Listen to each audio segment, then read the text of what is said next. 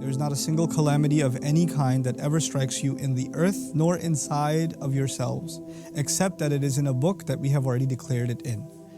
That is certainly easy for Allah to do. The volcano in Iceland that happened over 100 years ago that wiped out 1/5 of the population of Iceland. And he said at that time the central question of the Icelanders was, what have we done?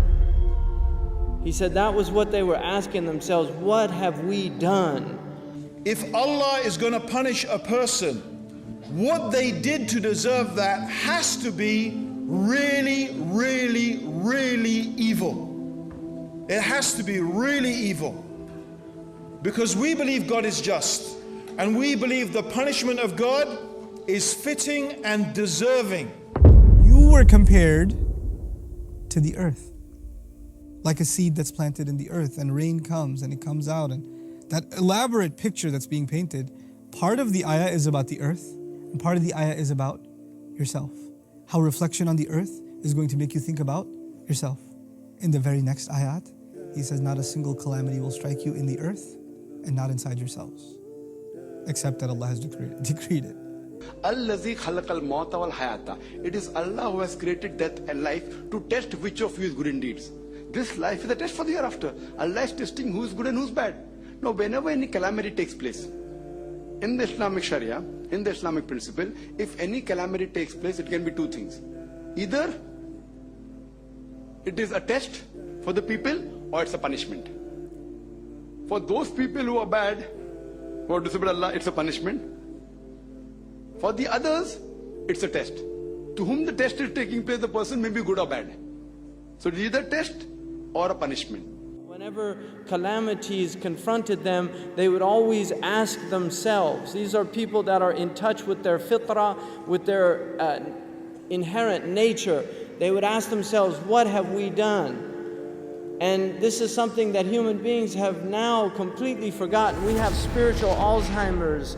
We've forgotten who we are, who we belong to, where we've come from, where we're going, what we should be doing in the meantime. This is the state of humanity wherever you go. You see corruption in unbelievable, unprecedented manners, things that really we haven't seen at this level. So if you want to be a psychiatrist, a therapist, etc., you have to say, you're entitled to your feelings. If you're having that feeling, that must be a good thing. You should live by those feelings. And that's the only way you'll ever get happiness, is you do whatever you feel. Because of course, our constitution and our way of thinking is life, liberty, and the pursuit of what? The pursuit of happiness. You should be able to do what you want. I would argue, really? You should be able to do what you want? And people have feelings all the time. I feel like slapping people all the time. You know? How many crazy thoughts go through a teenage boy's mind? How many feelings go through his mind? You're saying he has a right to act on all of his feelings? There are no restraints? Isn't that the most insane worldview? You should be able to do whatever you feel like? If everybody started doing that, what would we be left with? We'd be left with utter chaos. I was on the Arabian Peninsula with my family, walking on the beach, and I came upon people in a public beach having intercourse. In a public beach on the Arabian Peninsula. I'm not making this up. This is the level of fasad that is happening on our planet.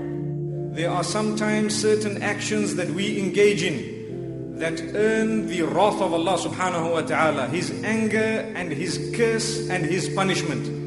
And it is important that we realize that the Quran has addressed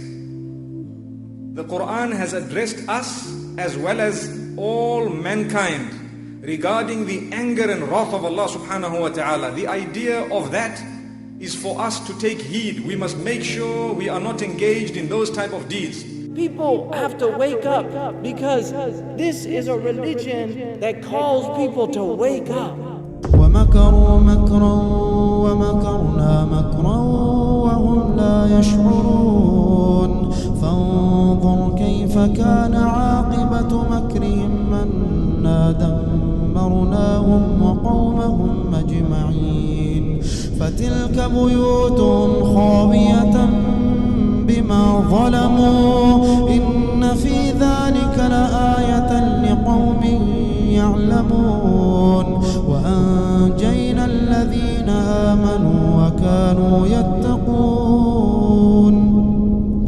ولوطا إذ قال لقومه أتأتون الفاحشة وأنتم تبصرون أئنكم لتأتون الرجال شهوة من دون النساء بل أنتم قوم تجهلون فما كان جواب قومه إلا أن قالوا أخرجوا آل لوط من قريتكم إنهم أناس يتطهرون فأنجيناه وأهله إلا امرأته قدرناها من الغابرين وأمطرنا عليهم مطرا فساء مطر المنذرين